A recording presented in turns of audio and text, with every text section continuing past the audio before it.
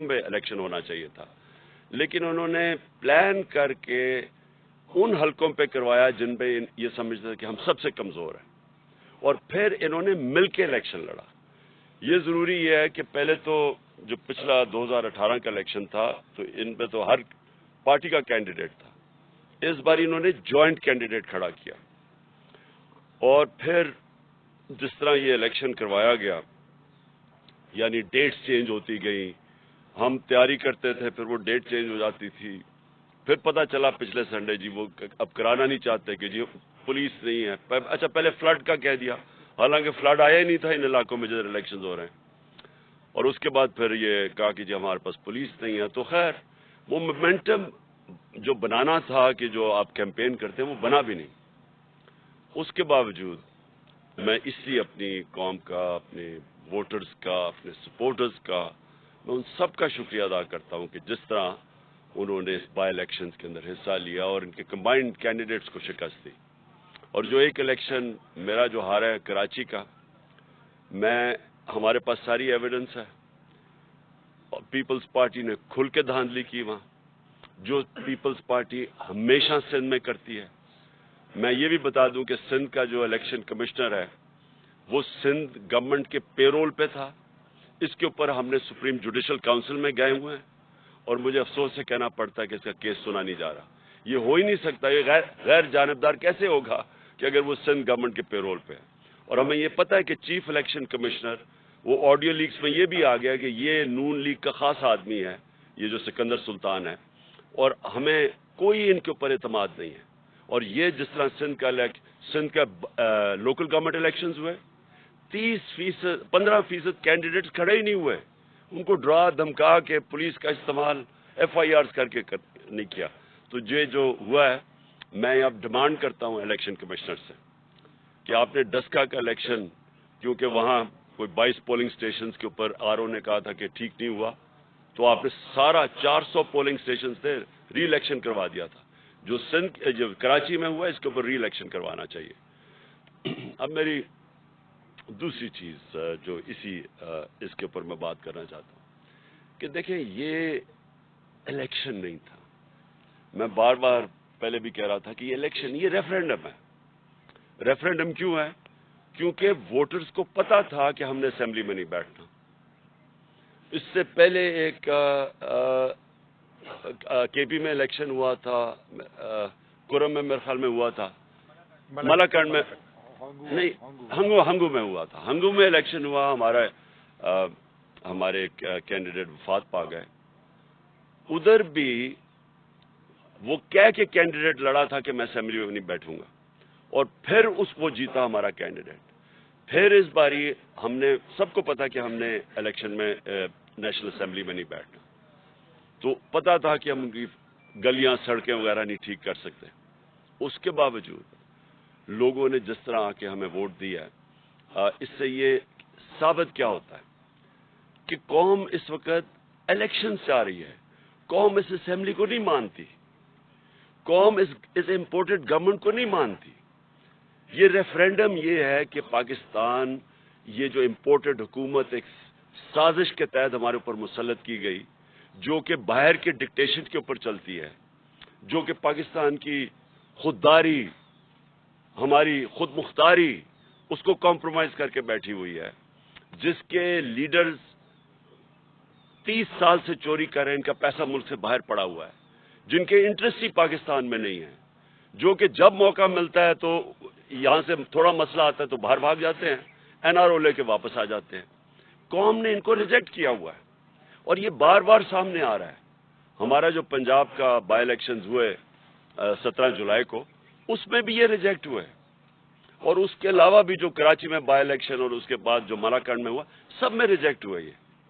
اور جو کل ورڈکٹ ہے، جو بھی اس ملک میں قوتیں ہیں، جو اس ملک کا سوچ رہی ہیں، یہ لوگ تو ملک کا نہیں سوچ رہے، کیونکہ ان کے پاس ان کا تو سٹیک، میں ریپیٹ کرتا ہوں، جن لوگوں کے اربوں ڈالر ملک سے باہر پڑے ہوں، ان کو کیا فرق پڑے گا کہ پاکستان نیچے جا رہا ہے، روپیہ نیچے جا رہا ہے، معیشت نیچے جا رہی ہے، مہنگائی بڑھ رہی ہے؟ ان کا تو ایشو ہی نہیں ہے، ایشو تو پاکستانیوں کا ہے، جو کہ یہاں جن کا جینا مرنا ہے۔ اور ایشو ان اداروں کا ہے جن کا سٹیک پاکستان میں ہے. تو وہ کیا یہ دیکھ نہیں رہی کہ یہ کیا ہو رہا ہے ملک کے ساتھ؟ کہ یہ ایک لوگ آتے ہیں، اربوں اربوں روپے کی ان کی چوریاں، ان کی کرپشن کیسز.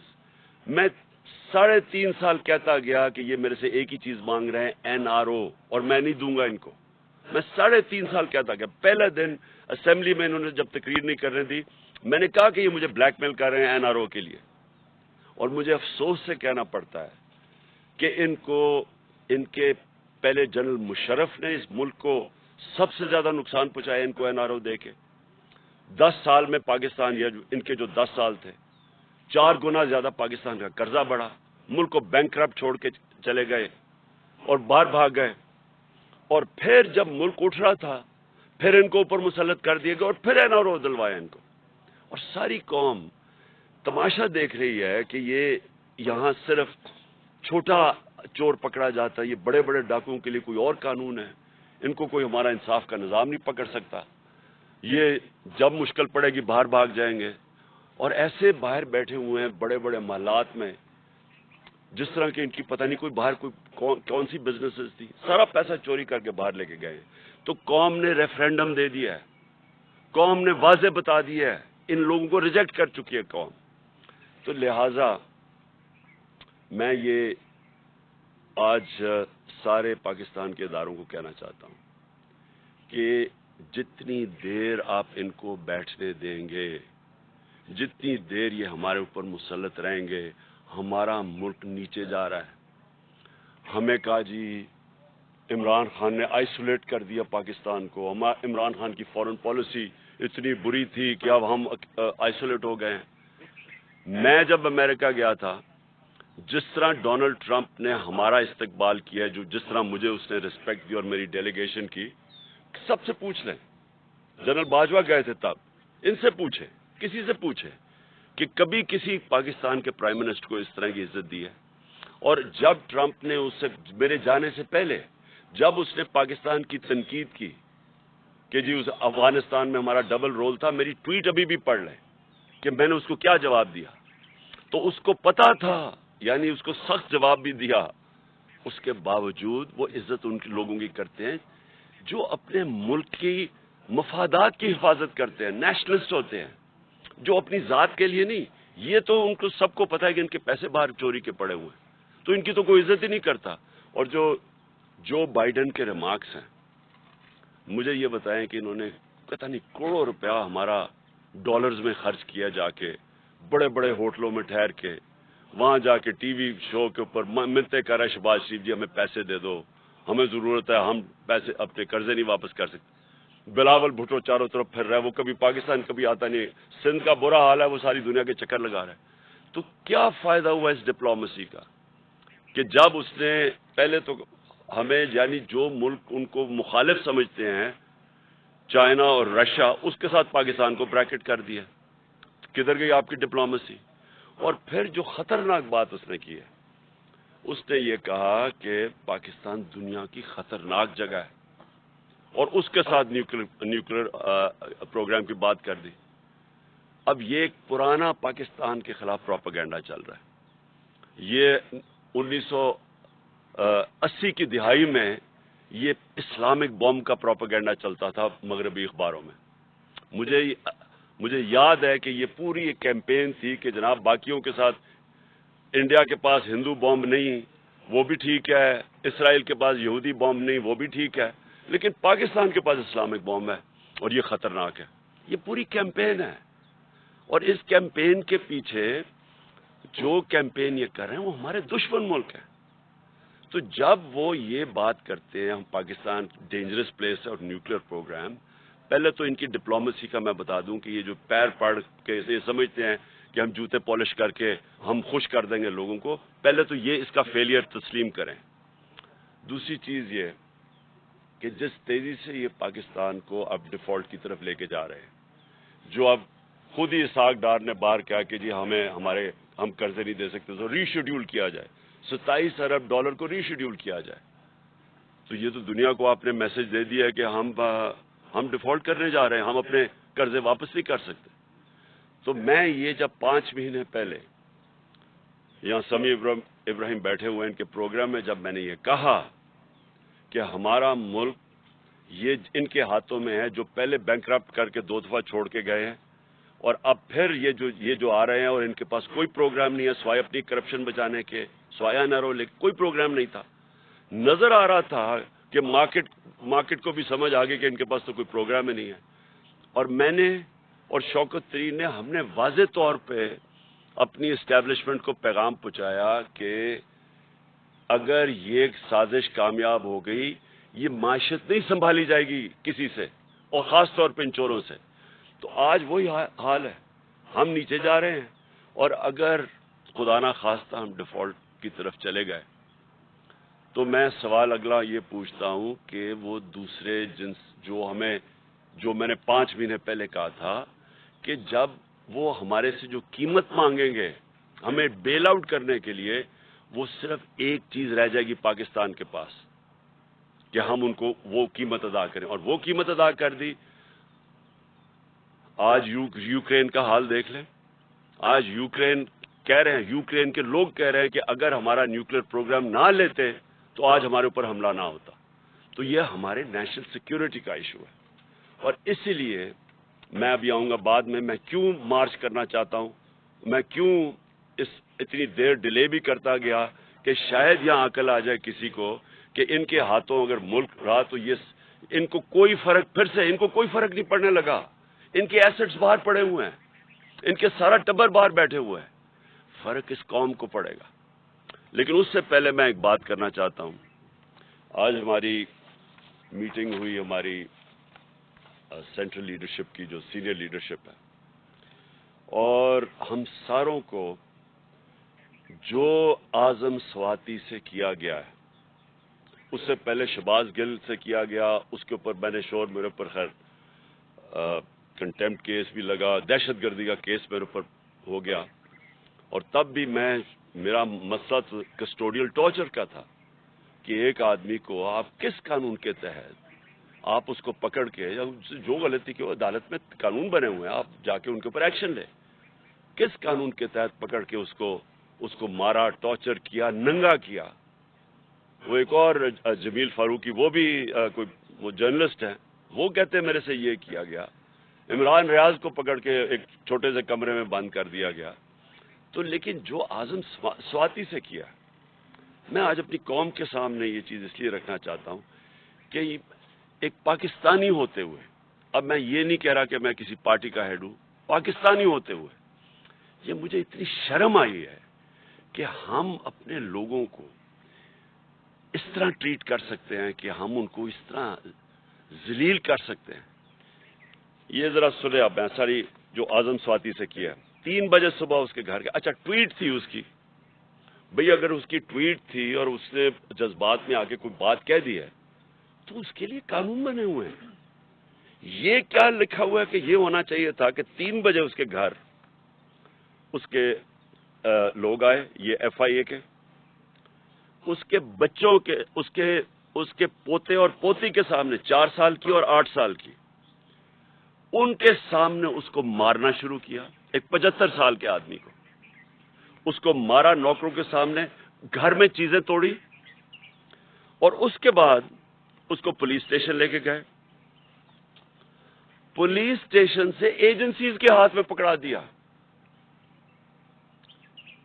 یہ کس قانون کے تحت پکڑا ہے؟ یہ کون سا پاکستان کا آئین اجازت دیتا ہے کہ آپ پکڑ کے ان کو ایک آدمی کو ایجنسیز کے ہاتھ میں پکڑا دیں؟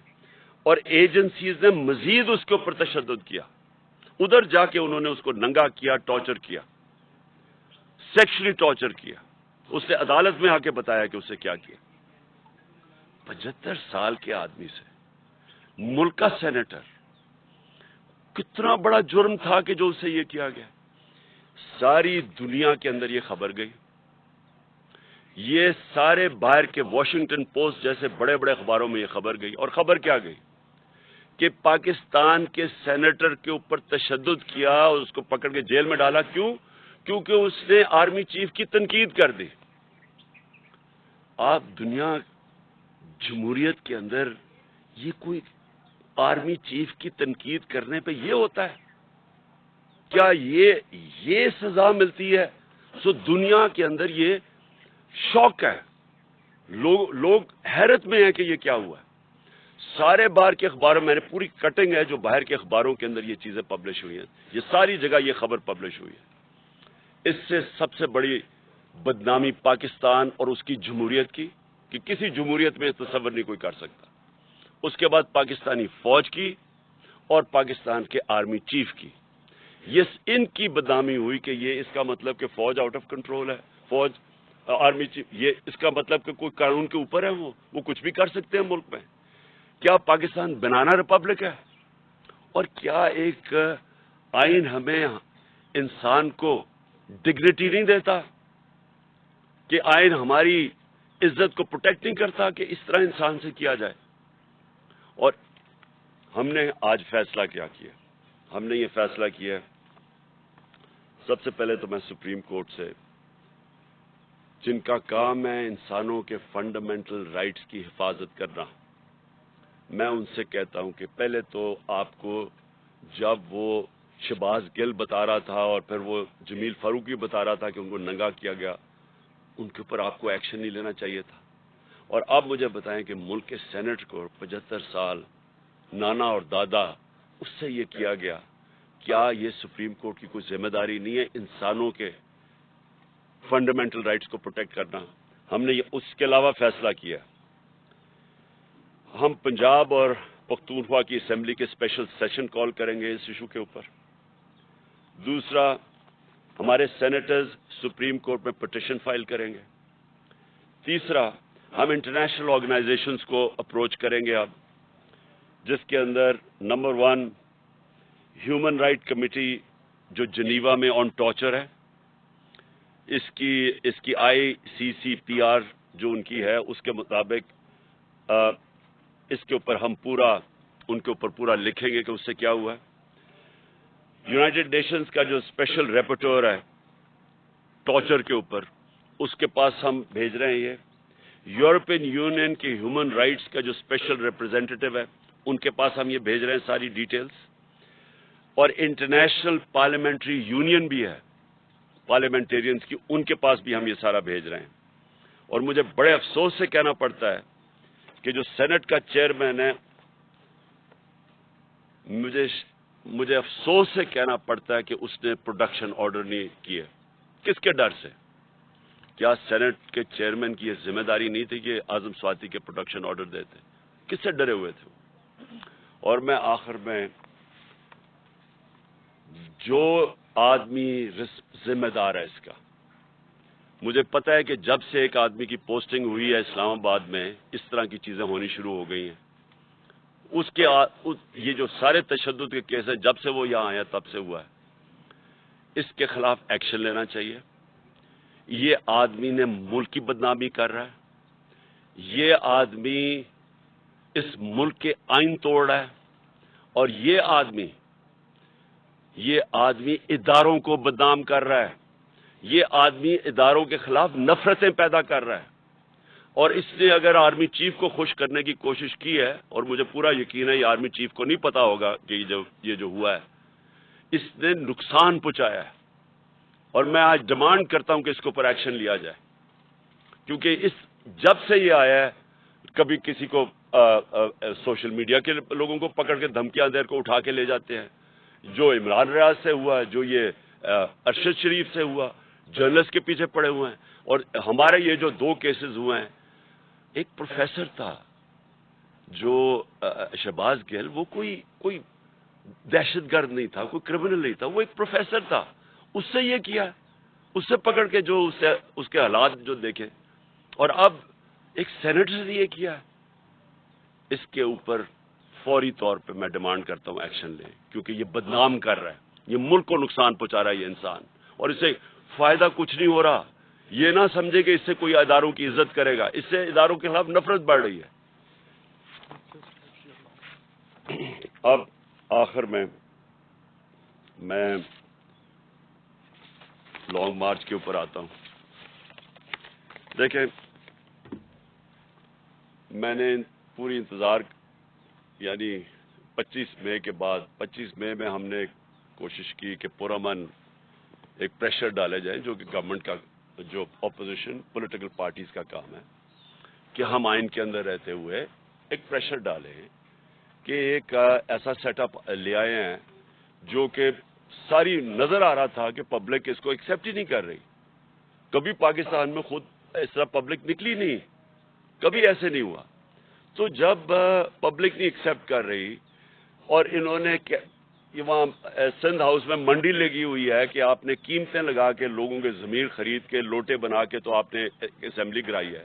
اور پھر واضح اب تو سب کو پتہ چل گیا نا سائفر کا، کیونکہ میں ان کا شکریہ ادا کرنا چاہتا ہوں ان کا یہ جو آڈیو لیکس میں، کہ اب ساروں کو پتہ چل گیا. پہلے تو کہتے تھے سائفر ہے ہی نہیں، اب سب کو پتہ چل گیا کہ سائفر ہے. تو یہ بیرونی پریشر، بیرونی انہوں نے دھمکی ملی تھی کہ جناب عمران خان کو ہٹاؤ اور شہباز شریف کو لے آؤ، کیونکہ عمران خان کو ہٹانے میں تو شہباز شریف نہیں آنا تھا. تو یہ تو سارا واضح ہو گیا کہ پبلک نے یہ نہیں ایکسیپٹ کیا، اور پبلک کو خاص پھر اوپر سے معیشت نیچے لے گئے، مہنگائی اسپانوں پہ چلی گئی. مہنگائی کم کرنے آئے تھے، 50 سال میں سب سے زیادہ مہنگائی ہے آج پاکستان میں. تو انڈسٹری بند ہو رہی ہے، ایکسپورٹس نیچے جا رہی ہیں، ریمیٹنسز نیچے جا رہی ہیں، اور صرف ایک ہی اب سولوشن ہے کہ اس طرح ان کو کوئی قرضے دے دے یا قرضے معاف کروا دے. دیکھیں، اس ملک کی ضرورت صرف ایک اس وقت ہے، صاف اور شفاف الیکشن. یہ ملک جس طرف یہ لے کے جا رہے ہیں تیزی سے نیچے، یہ صرف اب ایک طرح ہی نکل سکتا ہے، صاف اور شفاف الیکشن جو پولیٹیکل سٹیبلٹی لے کے آئے. جب تک سیاسی استحکامات نہیں ہوگی، استحکام نہیں آئے گا سیاسی طور پہ، معیشت نہیں ٹھیک ہونے لگی. کیونکہ معیشت تو نیچے جا رہی ہے. وہ دار کو لے کے آئے ہیں جو کہ خود ایک بہت بڑا مجرم ہے، جس نے سٹیٹمنٹ دی ہوئی ہے منی لانڈرنگ کی، کہ میم جو 2000 کے اندر اس نے میجسٹریٹ کے سامنے سٹیٹمنٹ دیا، وہ جو ہدایبہ پیپر مل کا کیس تھا، کہ میں شریف خاندان کے لیے منی لانڈرنگ کرتا تھا. فلم بنی ہوئی ہے اس کے اوپر BBC کی، کہ کیسے وہ قاضی فیملی لندن میں بیٹھی تھی، یہاں سے پیسے بھجواتا تھا، پھر ان کو لانڈر کر کے پاکستان لے کے آتا تھا. یہ ملک کو نہیں سنبھال سکتا ہے، ان کے پاس اب کوئی راستہ نہیں ہے. صرف مسئلہ اب یہ ہے کہ ڈرے ہوئے ہیں الیکشن سے اپنے، کیونکہ الیکشن سے ڈرے ہوئے، رزلٹ آپ کے سامنے ہے. ساروں نے مل کے بھی الیکشن لڑ گیا، اس کے باوجود یہ نہیں جیت سکتے. تو کیونکہ الیکشن سے ڈرے ہوئے ہیں، یہ ملک کو تباہی کی طرف دھکیلتے جائیں گے، الیکشن نہیں کروائیں گے. اس لیے اس وقت میں ان کو آج پھر وقت دے رہا ہوں. یہ میری مارچ اکتوبر سے آگے نہیں جانے لگی. یہ اب سے لے کے اکتوبر میں کسی ٹائم اناؤنس کروں گا. میں ان کو ٹائم دے رہا ہوں کہ ابھی بھی آپ کے پاس وقت ہے. ملک کی خاطر اپنے آپ کو بچاتے بچاتے ملک کو تباہ نہ کریں. اور میں ابھی بھی کہتا ہوں کہ یہ ہے ٹائم آپ کے لیے الیکشن اناؤنس کرنے کا. اگر آپ نہیں کریں گے، یہ میں مارچ کروں گا. مارچ کی میری تقریباً تیاری مکمل ہے، اور میں آج اپنی قوم کے سامنے انشاءاللہ ایمان تو اللہ پہ ہے میرا، کامیابی تو وہ دیتا ہے، پاکستان کی تاریخ میں اس طرح پبلک نہیں نکلے گی جو اس مارچ پہ نکلے گی. میں ٹائم دے رہا ہوں، آپ کے پاس ہے، چند دن ہیں، اور اس کے بعد میں یہ اناؤنس کر دوں گا. ایک دفعہ مارچ ہو گئی اور ایک دفعہ پبلک جب سڑکوں پہ نکلاتی ہے، یہ یاد رکھیں کہ اب تک ہماری ساری 6 مہینے کی سٹرگل آپ دیکھ لیں، آئین کے بیچ میں رہ کے کیے. ہم نے جلسے کیے ہیں، پبلک دکھا دیا کہ پبلک کدھر کھڑی ہے. جلسوں میں کبھی اتنے بڑے جلسے نہیں ہوئے. ہم نے یہ بھی دکھا دیا کہ جب الیکشن آیا 17 جولائی کا، تب بھی کہ پبلک کدھر کھڑی ہے. اب پھر الیکشن میں، بائی الیکشن جو بھی بیچ میں، سب کو پتہ پبلک کدھر کھڑی ہے. اور یہ مارچ میں پتہ چل جائے گا کہ پبلک کدھر کھڑی ہے. ایک چیز آخری میں میری بات کہ دیکھیں سری لنکا میں کیا ہوا. سری لنکا میں پبلک جب خود آ جاتی ہے سڑکوں کے اوپر، اور وہ صرف 2.5 کروڑ لوگوں کا ملک ہے، یہاں ہے 22 کروڑ لوگوں کا ملک، اور یہاں ایک دفعہ پبلک سڑکوں پہ آ گئی، یہاں کوئی کسی کے پاس طریقہ نہیں ہے کہ اس کے بعد کیوس کو کون روکے گا. اور ابھی تک سڑکوں پہ کیوں نہیں آئی؟ جو انہوں نے خاص طور پہ یہ جو 5 مہینے میں انہوں نے جو مہنگائی کی ہے 50 سال میں سب سے زیادہ، جو بجلی کے بل، ساری چیزیں جو مہنگی ہوئی ہیں اور انڈسٹری بند ہو رہی، اس لیے سڑکوں پہ نہیں آئی کیونکہ ایک پولیٹیکل پارٹی ان کو منظم طریقے سے احتجاج میں لے کے جاتی ہے اور واپس لے آتی ہے. لیکن ایک دفعہ جب ہم مارچ اناؤنس کر دیں گے اور اس وقت پبلک سڑکوں پہ اوپر آ جائے گی تو پھر یہ یاد رکھنا کہ وہ اور جس طرح کی پبلک نکلے گی وہ پھر اس کا کوئی گارنٹی نہیں کر سکتا کہ جب اتنی پبلک اور جتنی تعداد میں انشاءاللہ پبلک نکلے گی تو اس کا پھر کیا نتیجہ آئے گا. تو میں اس لیے آخر میں جو ہر کوئی جو پاکستان میں اس کے اوپر کچھ کر سکتا ہے میں ان ساروں کو اور ان پولیٹیکل پارٹیز کو بھی کہنا چاہتا ہوں کہ دیکھیں آپ کے پاس ٹائم اب زیادہ نہیں ہے. ہم یہ اکتوبر کے آگے نہیں جانے لگے. ہم نے فیصلہ کر چکے ہیں. ہماری تیاری جس طرح میں نے کہا تقریباً مکمل ہے اور میں یہ کسی وقت بھی چند دنوں کے بعد میں یہ اناؤنس کر دوں گا. ہر پریس کانفرنس میں ہم سوال کرتے ہیں کہ مذاکرات ہو رہے ہیں کیا تحریک انصاف کے کسی کنفیوژن ہے خان صاحب ابھی تک واضح طور پر نہیں کہا جا رہا کیا واقعی کسی لیول پہ مذاکرات تحریک انصاف کے ہو رہے ہیں. مطلب اسی کے ساتھ ایک یہ جوڑ لیں کہ آج سینئر صحافی ان کا بھی صبح میں سن رہا تھا انہوں نے یہ انکشاف کیا کہ کل کے نتائج کے بعد کوئی 4 سینئر ترین جرنل جو ہیں وہ آپ سے ملے ہیں. تو اس کی ذرا وضاحت کر دیں کہ واقعی یہ درست ہے. اور جو ٹکا ثانی نے سوال کیا کہ مذاکرات اگر ہو رہے ہیں تو دیکھیں مذاکرات کیا میں کہوں کہ ہو بھی رہے ہیں نہیں بھی ہو رہا ہے. یعنی ان کے اندر ابھی تک کوئی جو بھی تھوڑی ہماری بیک چینلز پہ ہوا ہے کوئی اس طرح کی کلیئرٹی نہیں ہے ابھی تک. وہ کلیئرٹی مجھے پتہ کیوں نہیں ہے کیونکہ وہ نواز شریف ڈرا ہوا ہے الیکشن سے. وہ جب تک نہیں فیصلہ کرے گا الیکشن نہیں ہوگا. اب اس کو خوف آیا ہوا ہے کہ اگر یہ ساری پارٹیز مل کے بھی اور پھر بھی نہیں جیت سکیں تو ان کو خوف آیا ہوا ہے کہ الیکشن اگر ہوں گے تو وہ ہار جائے گا. اور وہ ڈرا یہ ہوا ہے کہ اگر اور وہ چاہتا یہ ہے کہ یہ کھینچتے جائیں اس کو بشک ملک کا بیڑا غرق ہو جائے کیونکہ پیسہ اس کو تو فرق ہی نہیں پڑتا ملک کا بیڑا غرق ہو. تو لیکن وہ یہ چاہتا ہے کہ اگر شاید یہ لمبا چلتا جائے تو یہ جو ویو ہے تحریک انصاف کا یہ نیچے آنا شروع ہو جائے گا.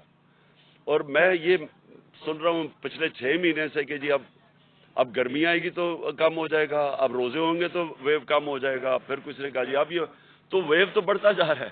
تو لیکن وہ ڈرا ہوا ہے کہ وہ چاہتا ہے کہ تھوڑا ٹائم لمبا ہو 10 مہینے 1 سال ہو جائے تاکہ ویو کم ہو تب الیکشن کروائے. اور تب تک ملک کو جو نقصان ہوتا ہے اس کا فکر ہی نہیں کیونکہ وہ تو باہر بیٹھا ہوا ہے.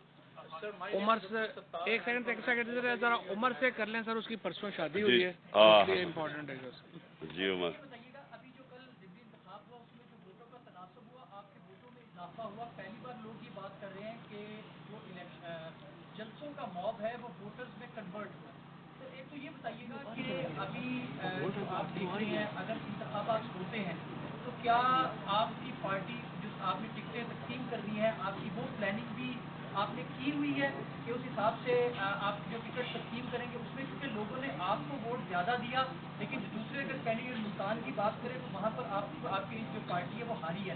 تو کیا آپ کو لگتا ہے کہ اس میں جو موروثی سیاست کا ایک عنصر تھا وہ آپ کی پی ٹی آئی کے لوگوں نے اس کو قبول نہیں کیا؟ ایک تو سر یہ بتا دیں اور ساتھ سر ایک ساتھ یہ چھوٹا سا کوشچن یہ بھی ہے کہ جو آپ کا 25 کا جو لانگ مارچ تھا اس میں اور جو آپ اناؤنس کریں گے اس میں سر فرق کیا ہوگا؟ دیکھیں پاکستان بدل گیا اور یہ جو وہ نواز شریف اور یہ زرداری 90 کی سیاست کر رہے ہیں ان کو پتہ نہیں ہے کہ ملک چینج ہو گیا اور ملک بڑی تیزی سے چینج ہوا ہے جس کے اندر سوشل میڈیا کا بہت بڑا رول ہے کیونکہ جو سیاسی شعور اب آیا ہے وہ کبھی پہلے تھا ہی نہیں.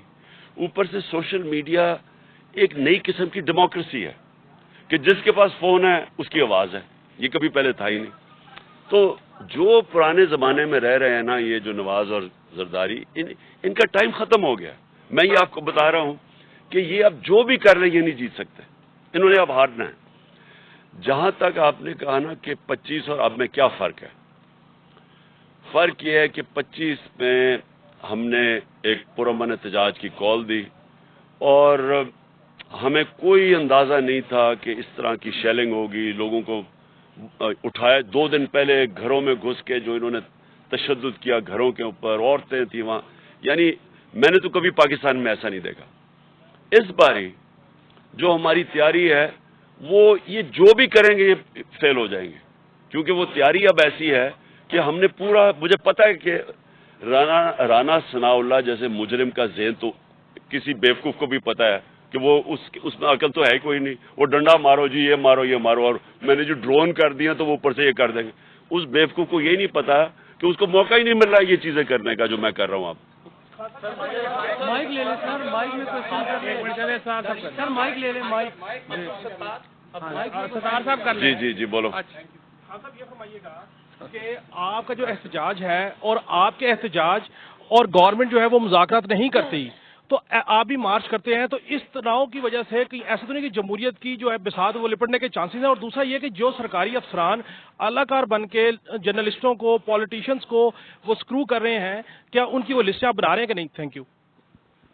دیکھیں میں آپ کو ایک بات بتاؤں کہ جو اس دور کے اندر یہ 6 مہینے کے اندر جس طرح کی فیشزم ہوئی ہے, جس طرح کا ظلم کیا گیا ہے, جس طرح کی سختی کی گئی ہے, یعنی جس طرح کی جمہوریت کا قتل ہوا ہے, میں آپ کو یقین, حالانکہ مشرف کے دور میں نے کوئی دن جیل میں گزارے تھے, لیکن میں آپ کو یقین دلاؤں کہ مشرف, کیونکہ میں تو اپوزیشن میں تھا, مشرف کا دور لبرل تھا اس مقابلے میں جو اب ہو رہا ہے.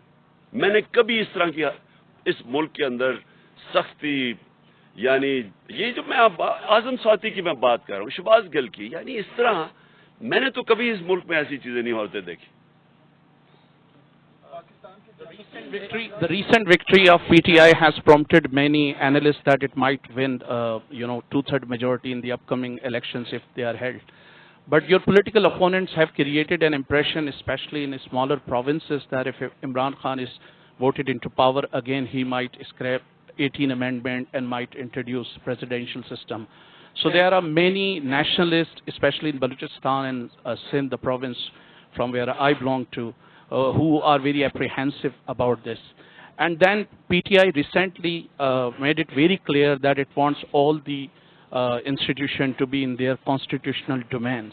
This is what PPP used to claim in the past, Noon League used to claim in the past. Don't you think that this could be a starting point of dialogues between PTI and the government, that at least they should agree that this is something that should be done? دیکھیں میں آپ کو بتاؤں ہمارا problem کیا ہے opposition کے ساتھ. جو اپوزیشن ہے نا, یہ ڈیموکریٹس نہیں ہیں, یہ کرمنلز ہیں, یہ مجرم ہیں. کون ہے جو کہ این آر او لیتا ہے؟ مجھے بتائیں, آج تک کسی ڈیموکریٹ کو تصور کر سکتا ہے کہ میں اسمبلی میں جاؤں, میرے پر اربوں روپے کے کرپشن کے کیس ہیں, میں قانون پاس کے اپنے سارے کیس معاف کروا لوں؟ یہ کبھی کسی دنیا کی ڈیموکریسی میں کوئی تصور بھی نہیں کر سکتا, کیونکہ آپ پبلک ریپرزینٹیو ہوتے ہیں. پبلک ریپرزینٹیو کا مطلب کہ آپ پبلک کے مفادات کی حفاظت کرنے آتے ہیں. آپ پبلک کا پیسہ چوری کر کے قانون پاس کر کے معاف نہیں کروا سکتے کسی جمہوریت میں. تو میں پہلے دن سے, یہ گواہ ہیں میرے کولیگز, میں ان کو کہتا رہا کہ ان کو ڈیموکریٹ نہ سمجھو, یہ مجرم ہیں. یہ میں 30 سال سے ان کو جانتا ہوں کہ انہوں نے کس طرح دونوں ہاتھوں سے ملک کو لوٹا ہے, اور ان سے ڈائلاگ آپ جتنا بھی کریں گے وہ آ کے پھنس جائے گا کہ جی ہمیں این آر او دے دو. اور میں جب کہتا تھا, یہ سارے کہتے تھے جی کون مانگ رہے ہیں این آر او. اب آتے ساتھی پہلا ہی کام کیا کہ اپنے آپ کو این آر او دے دیے. تو ان سے ڈائلاگ کرنا بڑا مشکل ہے. ڈائلاگ آپ ان سے کرتے ہیں, مثلا بلوچ نیشنلسٹ ہیں, سندھی نیشنلسٹ ہیں, آپ ان سب سے ڈائلاگ کرتے ہیں, کیونکہ پالیٹکس کے اندر ڈائلاگ کر کے آپ کنسنسس ڈیولپ کرتے ہیں. لیکن جو چور ہیں ان سے آپ کیسے ڈائلاگ کریں گے؟ وہ کہے گا میری چوری معاف کر دو. آپ اس کی چوری معاف کرتے ہیں, آپ ملک کو تباہ کر دیتے ہیں. ملک کے اندر میں اپنے نبی صلی اللہ علیہ وسلم کی اس لیے مثال دیتا ہوں کہ وہ سب سے عظیم لیڈر تھے. ان کو نے فتح مکہ کے بعد سب کو معاف کر دیا, یعنی جنہوں نے ظلم کیا, تشدد کیا, سب کچھ کیا, ان کو معاف کر دیا. لیکن جب انہوں نے کہا ایک قریش کی لڑکی نے چوری کیا معاف کر دو, انہوں نے کہا میری بیٹی بھی چوری کرے گا تو میں نہیں معاف کروں گا. چوری کو جب آپ معاف کرتے ہیں, معاشرہ تباہ کر دیتے ہیں. آپ کو چوری, اس کا مطلب کہ چوری بری چیز ہی نہیں ہے. تو چوری بری چیز نہیں ہے تو آپ تیسری دنیا بن جاتے ہیں. ساری ڈیولپنگ ورلڈ کے اندر اسی طرح کے لوگ بیٹھے ہوئے ملک کو چوری کر کے پیسہ باہر لے کے جا رہے ہیں, اس لیے وہ ملک غریب ہے. جی ایک منٹ, وہ Shiraz Ahmed Shirazi, Neo T V سے سوال ہے میرا. Sir Shiraz Ahmed Shirazi, Neo T V سے سوال میرا یہ کہ کل کے ضمنی انتخابات میں پی ٹی آئی کی جیت اداروں کے کردار کو کہاں دیکھتے ہیں خان صاحب؟ کیا بقول آپ کے نیوٹرلز کر واقع نیوٹرلز رہے، اور کیا یہ تصور تو نہیں دیا جا رہا کہ نیوٹرلز کل یا ضمنی انتخابات میں نیوٹرلز رہ کر جو جنرل انتخابات تھے اس میں پھر جس طرح آپ ان پر الزامات لگاتے ہیں کہ وہ پری پلان دھاندلی کرتے ہیں، تو اس میں وہ پری پلان دھاندلی کریں؟ دیکھیں کئی دفعہ گیم ادھر چلی جاتی ہے کہ دھاندلی کے باوجود بھی آپ نہیں جیت سکتے. اب میں جب ہندوستان اور پاکستانی کرکٹ میچز ہوتے تھے تو وہ ہمارے اپنے امپائر ادھر ہوتے تھے، ان کے امپائر ادھر ہوتے تھے. وہ ہم ادھر نہیں جیت سکتے تھے، وہ ادھر نہیں جیت سکتے تھے، کیونکہ ٹیم مشکل میں پڑتی تھی، امپائر مدد کرنے آ جاتے تھے. میں واحد کیپٹن ہوں جو ہندوستان کے امپائروں کے باوجود جیت کے آیا تھا. یہ ہم امپائروں کے باوجود جیت رہے ہیں، لیکن یہ ہم امپائروں کے باوجود، کیونکہ یہ جو ہے نا، یہ سکندر سلطان سے بددیانت دار الیکشن کمشنر میں نے پاکستان کی تاریخ میں نہیں دیکھا. اور وہ آ ہی گیا، آڈیو لیکس میں وہ آ ہی گیا ہے کہ وہ انسٹرکشنز لے رہا ہے کہ اچھا چن کے یہ 8 حلقے رکھو تاکہ کسی طرح اب دونوں مل کے تو الیکشن کمیشن مل کے ہرا رہی. اس نے ہمیں اتنا نقصان پہنچایا. یہ اس طرح ہوتا ہے کہ یہ نون لیگ کا ایک حصہ ہے. ان کے ساتھ بیٹھ کے اس نے جو پنجاب کے بھی ضمنی الیکشن تھے جو 20 ہوئے تھے بائی الیکشن، ادھر بھی جا کے سارا وقت وہ مریم اور اس کے ساتھ بیٹھا ہوتا تھا حمزہ کے ساتھ. یہ سارا وقت حلقے بنانے کے اندر یہ سارا اس نے ان کے ساتھ مل کے کام کیا ہے، اور اس کے باوجود ہم جیتتے ہیں.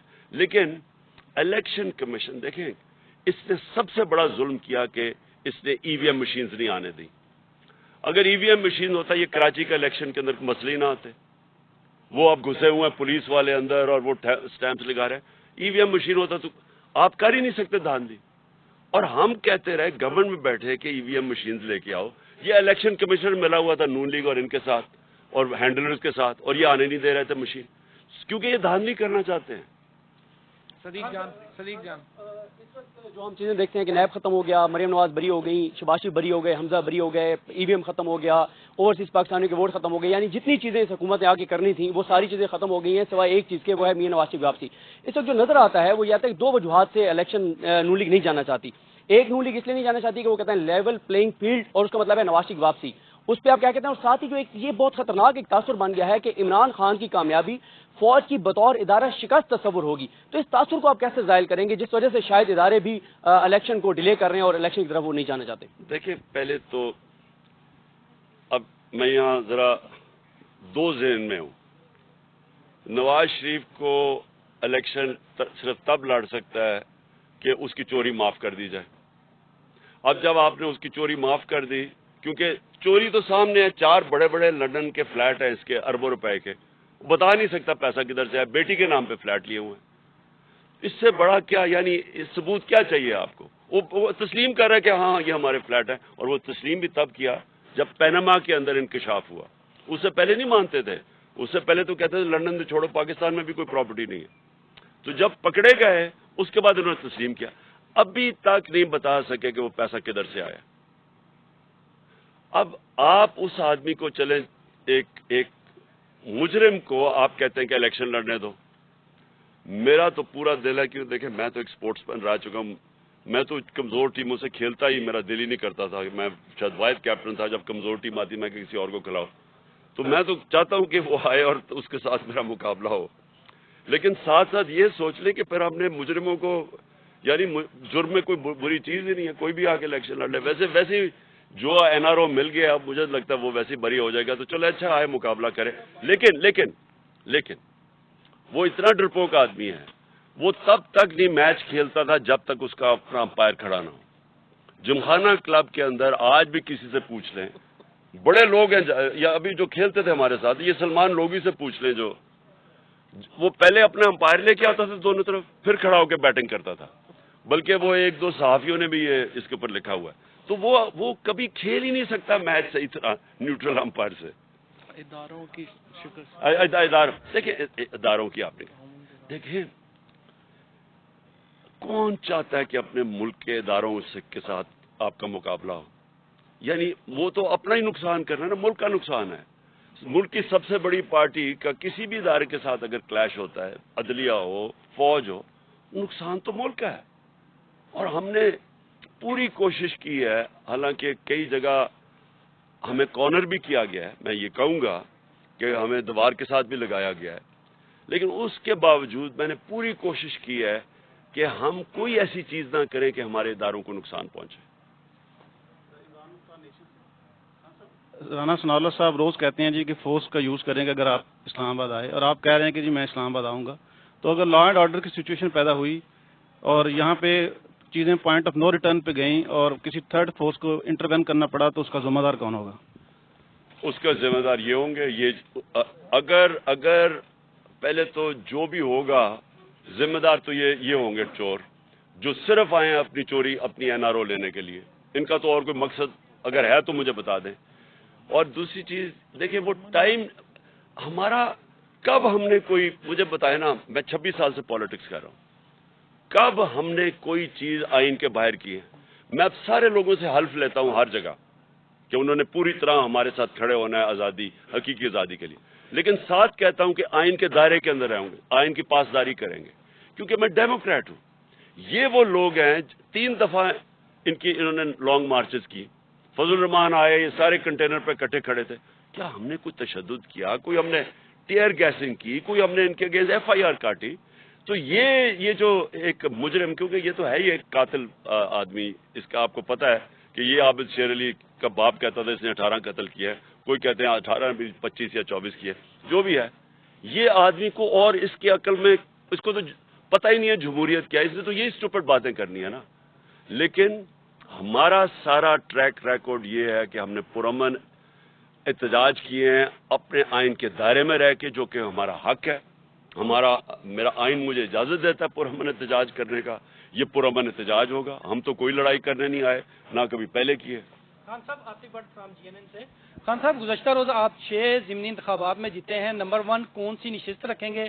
اور دوسری بات تحریک انصاف کب تک الیکشن چاہتی ہے؟ کیونکہ اگر آپ کہتے ہیں فوری انتخابات تو الیکشن کمیشن کو بھی 2 ماہ کا ٹائم چاہیے ہوتا ہے، اور 28 نومبر تک ایک اہم جو تعیناتی ہونی ہے اس تعیناتی کا کیا کیا جائے؟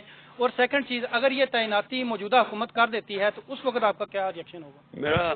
میرا اس پہ بڑا کلیئر ہے. پہلے تو الیکشن کمیشن کا آئین آرڈر کرتا ہے اس کو کہ 90 دن میں الیکشن کروانا ہے. اگر وہ نہیں کرواتا تو الیکشن کمیشن کو اٹھا کے باہر پھینکے، کیونکہ اس نے آئین کی خلاف ورزی کی ہے. جہاں تک آرمی چیف کی اپوائنٹمنٹ ہے، کسی صورت نواز شریف جیسے مجرم جس کا سٹیٹ پاکستان میں نہیں ہے، جو ملک سے باہر سارے اس کے ایسٹس ہیں پڑے ہوئے ہیں، جو یہاں سے منی لانڈرنگ کر کے پیسے باہر لے کے گیا، جو جب باہر بیٹھا ہوتا ہے تو سارا جس نے پاکستانی فوج کے خلاف جس طرح کی اس نے سٹیٹمنٹس دی ہوئی ہیں، جو اس کا سارا، تو اس طرح کے آدمی کو آرمی چیف جیسی اتنی اہم اپوائنٹمنٹ ہے پاکستان کی نیشنل سیکیورٹی کے حساب سے، نہ اس کو اپوائنٹ کرنا چاہیے. اور زرداری جس کو ساری دنیا 10% کہتی ہے، حالانکہ ہم ڈسپیوٹ کرتے ہیں 10% سے زیادہ چوری کرتا ہے وہ. یہ لوگ، اس طرح کے لوگ مجھے بتائیں کیا یہ کوالیفائڈ ہیں ملک کے آرمی چیف کو اپوائنٹ کرنے کے لیے؟ جو پھر سے میں کہتا ہوں کہ وہ سارا ملک کی سیکیورٹی ڈیپینڈ کرتی ہے. آرمی چیف میرٹ کے اوپر آنا چاہیے، نہ عمران خان کا آدمی ہونا چاہیے نہ کسی اور کا آدمی ہونا چاہیے. ساری دنیا کے اندر ایسی، اور میں بات کر رہا ہوں کامیاب جو ممالک ہیں، میرٹ کے اوپر اپوائنٹمنٹس ہوتی ہیں. ان کو صرف یہ وہ لوگ ہیں جن کو اپنے ججز چاہیے، اپنے FIA کا ہیڈ چاہیے، ان لوگوں کو اپنا نیب کا ہیڈ چاہیے، جو انہوں نے مل کے چارٹر آف ڈیموکریسی میں اپنا نیب کا ہیڈ رکھ کے تب ملک کو لوٹا تھا. ان لوگوں کو چاہیے جن کو کوئی اس ملک کے قانون توڑنے ہوتے ہیں، یا ان کو پیسہ چوری کرنا ہوتا ہے، یا چوری کر کے پیسہ بچانا ہوتا ہے. ان لوگوں کو، اداروں کو کنٹرول کرنے کے لیے اپنے لوگ چاہیے ہوتے ہیں. مجھے بتائیں، میں نے 3.5 سال میں مجھے ایک بتائیں کہ جو میں نے میرٹ کے بغیر کوئی بھرتی کی ہو. مجھے کیا فرق پڑتا ہے کون آرمی چیف ہے جب تک وہ میرٹ میں ہے؟ مجھے کیا فرق پڑتا ہے؟ ہم چاہتے ہیں پاکستان کی بیسٹ جوڈیشری ہو، کوالٹی کے ہمارے ججز ہو، کیونکہ پاکستان کی گورننس اوپر جائے گی. FIA کے میں نے پوری کوشش کی، دیانتدار آدمی FIA کا ہیڈ بنایا. نیب ہمارے ہاتھ میں ہی نہیں تھی. آپ IGs دیکھ لیں، یہ شہباز شریف IG لے کے آئے جس کو سیف سٹی پروجیکٹ لاہور کے اندر کرپشن میں اس کے اوپر آیا ہوا، اس کو بنا دیا اس نے اسلام آباد کا IG، کیونکہ کرپٹ لوگ کنٹرول ہو سکتے ہیں. میں نے کسی کو نہیں میں جانتا تھا، تفتیش کرتے تھے کہ جو سب سے میرٹ کے اوپر تھا ان کو ہم بناتے تھے. اوکے جی، تھینک یو. وہ ابھی بعد میں دیکھیں گے.